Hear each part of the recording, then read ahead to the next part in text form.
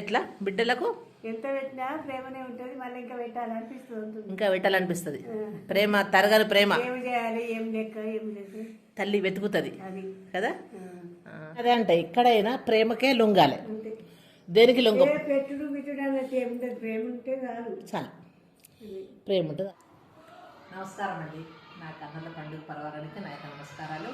నేను ఒక విషయం మీతో షేర్ చేసుకోవాలని. ఏంటంటే మా నాన్న క్లోజ్ ఫ్రెండ్ కృష్ణయ్య సార్ అని, చాలా క్లోజ్ ఫ్రెండ్ అన్నట్టు. అతను వాళ్ళ ఆయన భార్య ఇద్దరు వాళ్ళు చాలా సార్లు ఫోన్ చేసింది మొన్న అనుకోకుండా. అది ఉమెన్స్ డే నాడు. ఇంకా నేను వాళ్ళు ఫోన్ చేసింది కదా అంటే వాళ్ళు ఫోన్ చెయ్యరు, నేను ఎప్పుడన్నా కలిసి వస్తా, మా నాన్నలాగా ఉంటాడు కాబట్టి కలిసి వస్తా.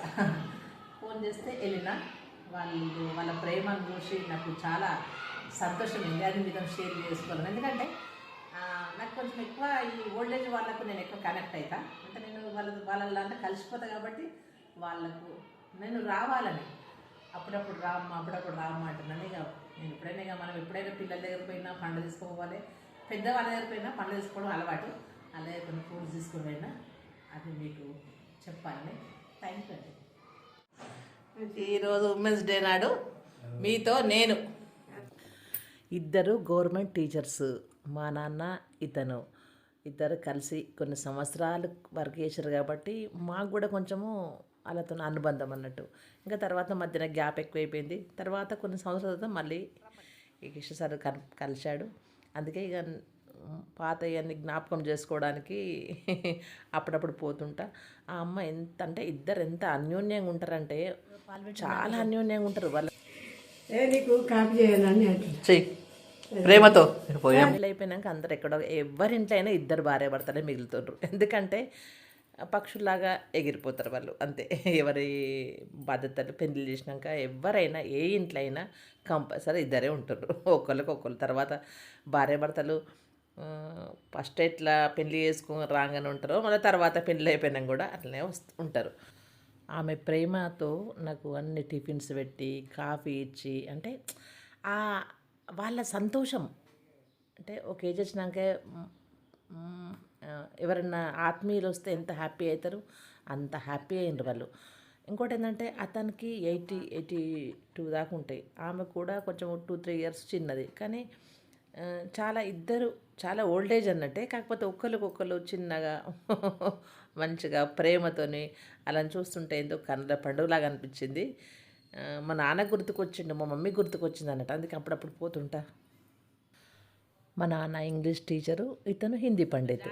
ఇద్దరు చాలా సంవత్సరాలు కలిసి చేసారు కాబట్టి అదొక బంధం. పాత జ్ఞాపకాలు మాట్లాడుకుంటూ కూర్చున్నాము. వీళ్ళకు కూడా వీళ్ళ పిల్లలు బిడ్డలు కొడుకు వీళ్ళను కూడా చాలా బాగా చూసుకుంటారు. వీళ్ళకు చాతనైనప్పుడు వంట చేసుకుంటూ లేకుంటే టిఫిన్లు వచ్చేస్తాయి వాళ్ళకు.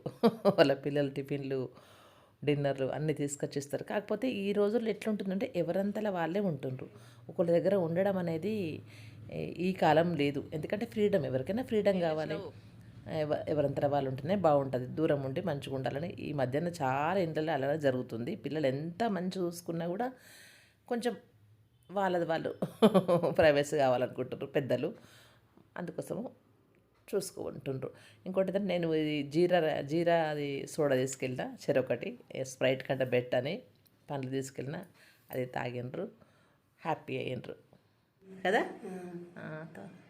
తల్లి మరో తల్లి నాకు, మా నాన్నలాగా సారు, అమ్మలాగా అమ్మ. చేయాలనిపిస్తుంది కదా, అదే చేత కాకుండా చేయాలనిపిస్తుంది. కానీ అదే ప్రేమ, అప్పటి ప్రేమని ఇట్లుంటాయి. కొన్ని బిడ్డకి ఎట్లా చేస్తున్నావు అంతేనా. Thank you sir, thank you. మళ్ళీ వచ్చినప్పుడు వస్తా. Bye bye bye bye bye bye bye bye.